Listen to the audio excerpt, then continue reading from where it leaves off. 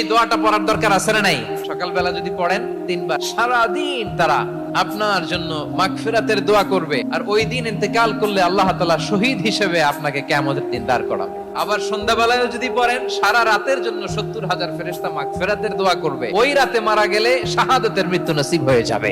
সকাল সন্ধ্যার যে জিকির, এই জিকিরের অন্তর্ভুক্ত করে নেবেন এই ওয়াজিফাটা। হুয়াল্লাহুল্লাযী লা ইলাহা ইল্লাহু আলিমুল গায়বি ওয়াশ শাহাদাতি হুয়ার রাহমানুর রহিম। والله الذي لا إله إلا هو الملك القدوس السلام المؤمن المهيمن العزيز الجبار المتكبر